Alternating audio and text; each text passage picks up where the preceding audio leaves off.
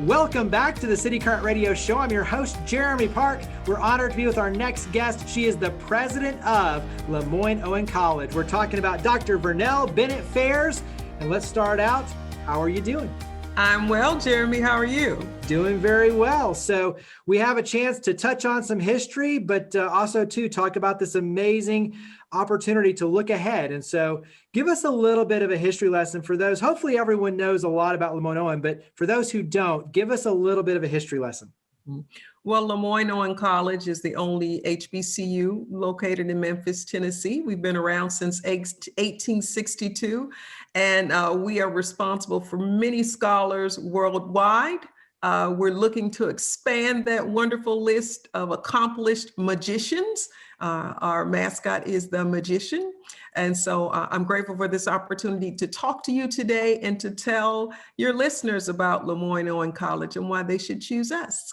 Absolutely. And so congratulations on being recently named president. That's a piece of this interview, is talking about the vision looking forward, but talk about it on your end, stepping in as the president and obviously looking at where everything is and getting to know everything and being true to the history and the legacy, but also too, starting to set the stage for a bright future ahead. Sure. My focus has been the 4 R's. I've been talking about the 4 R's since I've been interviewing, and now I'm really talking about them since I'm the president. Those R's are recruitment, retention, relationships, and revenue. And the most important of those 4 R's are relationships. So I've spent a lot of time, this is my 6th week, but building relationships and meeting my faculty, my staff, my students, my alumni, community members, supporters, the local politicians, corporate, really trying to meet as many folks as I can and begin to build collaborations for the institution. Another major focus is recruitment. So I'm spending a lot of time making sure prospects know what LeMoyne-Owen College has to offer them. Hopefully, many have seen our commercials. We have 2 commercials out. One was for Black History Month, and the other is letting prospects know about the Memphis Magic Scholarship. So that's my focus, the 4 R's, love Memphis. I was here weekly before I moved here. So now I don't have to commute every weekend. Now I'm right here in the city. Absolutely. Give us a little bit of just your history coming in. And so let us get to know you a little bit. Okay, sure. Well, I'm a proud product of a private liberal arts HBCU. Product of Fisk University. I spent my first 20 years in higher education at Kentucky State University, which is a HBCU public land grant.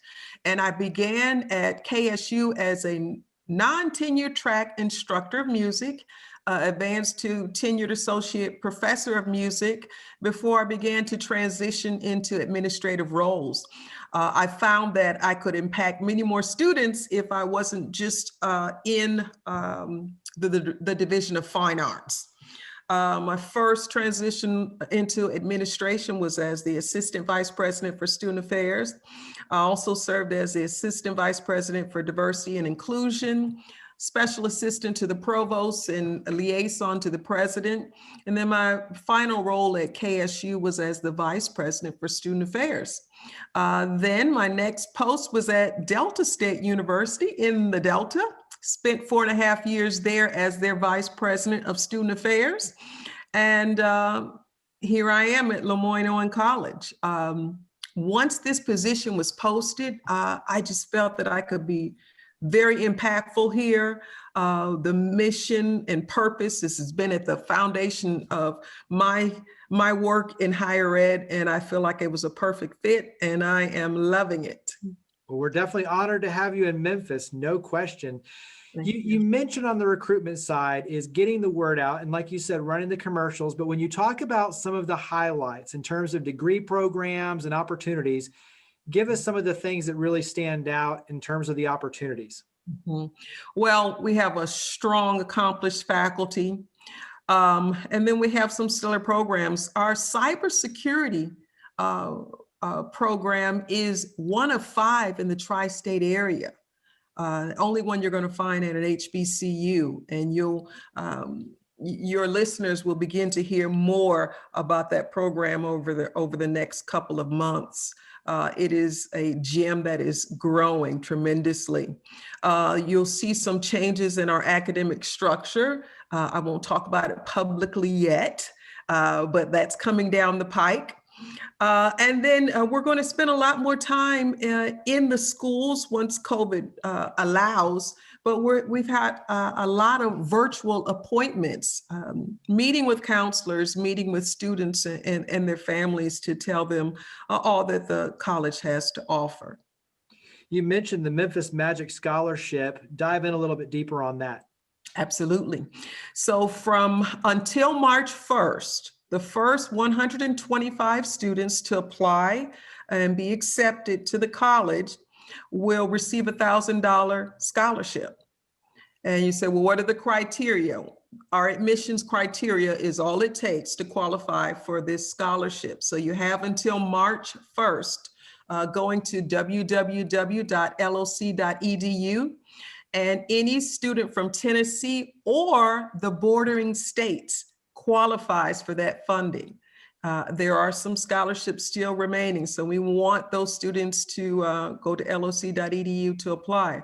Our marching band and our concert choir also have scholarships, and they are auditioning individuals virtually. So you can also reach out to those directors. You'll find that information on our website as well. When you talk about the student experience, walk us through some of the opportunities there when you're really kind of talking about the culture and the opportunities for students to engage, not just in the classroom, but outside of the classroom. And obviously during, a little bit more normal times, so to speak, but what are some of the things that really stick out to you in terms of the culture that make it special? Mm-hmm, mm-hmm. I find that at an HBCU, what makes them so special is there is a sense of community. There is a sense of nurturing, a sense of family. There's a supportive environment where the faculty, staff, alumni aren't just concerned about a student's academic well-being. They're concerned about their social well-being, their mental health. And I found that was a big difference in when I went from my undergraduate degree at an HBCU to a PWI for my master's. I didn't have as much attention. I didn't have as much support. You're certainly not a number when you're on our campus. You are students and their families become family members. During my first week, I met with all of the groups of the campus. So I met with the faculty, with the staff, with the students, and just to kind of get them warmed up before they would start asking me questions, I would ask them questions, and I would always say, why did you choose LeMoyne-Owen College? What makes LeMoyne-Owen so special? And without fail, they all talked about the relationships that were formed here. They talked about the support systems that they found here. They talked about being nurtured here and truly feeling like it was a family. And once those students move on, they always come back. It is like family. So if that's probably the biggest thing that I would say was a difference in what makes my campus so special. You hear a lot about entrepreneurialism, and I definitely want you to touch on that in terms of, looking at the entrepreneurs and what you're able to create for the benefit of our community. But also for you, there's a piece of entrepreneurialism in terms of creating change within. And for a new president stepping in who has a bold vision and wants to be able to create change, just like you said, so much of that is driven around relationships, creating relationships with your team and with the students. How do you go about creating kind of the entrepreneurial approach of creating the change within as the new president? What's your approach to creating this change internally that can then lead to more of the ripple effect? Sure. Leading by example. That's a big one. During the interview, you say all of these things. I'm going to do this. I believe in this. I'm going to do this. Now, I've got to deliver. So that's the biggest one. Lead by example and truly build an environment that is about the team. I also think it's important to let show everyone, regardless of their role. They might be a VP, they might be the person who's serving in the CAF, they might be the one cleaning the campus, showing everyone how their contributions matter and how their ideas matter. So buying in, wanting them to understand that I value what they're interested in. I instituted what I'm calling CAB. It's a campus advisory board. And that's where everybody has a seat at the table, not just the vice presidents, the SGA president, the president of the faculty org. Our staff didn't have an organization. So, I asked them, create an organization. Tell me who your representative is so we can have them at the table, because I really believe in transparency. So everybody, if the campus is informed, if they buy in, if they contribute to where we're going, then it's so much easier to get participation. Yeah, I love it. Talk about entrepreneurialism in terms of the students and their ability to not only learn the skills to be hired, but to go and create new opportunities and businesses for our community. We've been very intentional in that regard. And what I mean by that is we're talking to local businesses. We're talking to regional businesses. What are you looking for when you're hiring? And then we're being intentional in looking at our curriculum offerings, deciding, okay, well, maybe we need to add this particular course because we're hearing from the industry that they want their employers to be stronger in this regard, or they want them to be whatever that is that the society is wanting. We want our students to be successful. So constantly evolving in regards to what we're offering, being flexible. One of the R's you mentioned was the revenue. And so talk about how the community can help. How can we help your efforts? Well, when I met with the alumni initially, I told them, right now I'm interested in your dedication, not your dollars, just right now. Because you want them to know what the purpose is. We want everybody on the same page, but how can the community help us? You can help us by volunteering your time. You can help us by donating. On August 7th is going to be our giving day.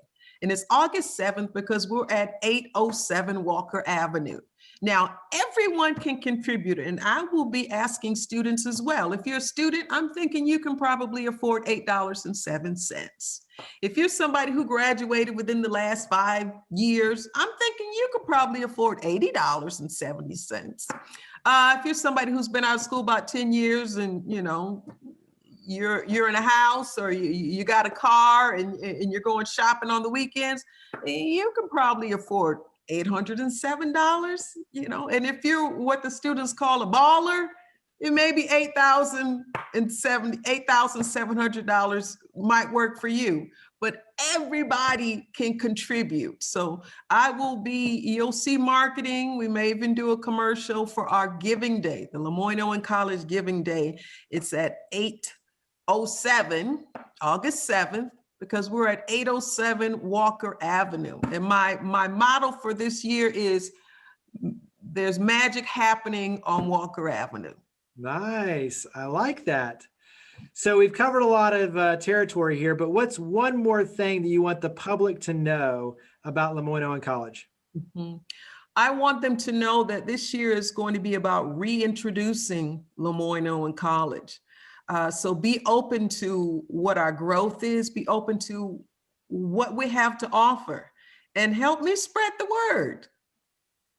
Give us a little bit of a teaser for when you talk about the future and the growth and those plans. And obviously you don't have to dive in too far, but give us maybe a couple of success metrics or goals that you have for, the next year and beyond.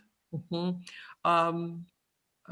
Advanced degree offerings, more support systems for our students, more community collaborations.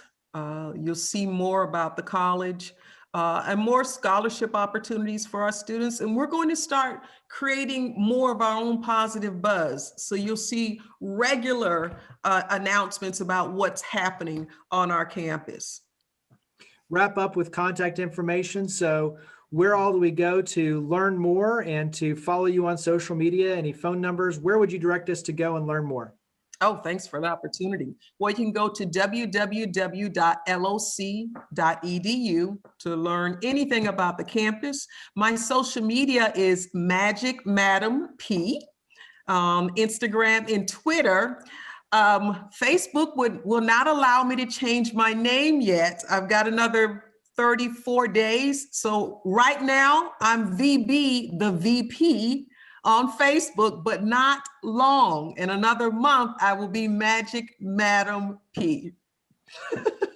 I love it. All the branding, people can already see your creative mind at work. But Dr. Vernell, Bennett-Fairs, President, LeMoyne-Owen College, greatly appreciate all you and your team are doing, not only for the college and the history and the legacy, but obviously for our community as a whole. So thank you for everything you're doing, and definitely wish you all the success for the future ahead. Thank you for coming on the show. Thank you, Jeremy. It's been my pleasure.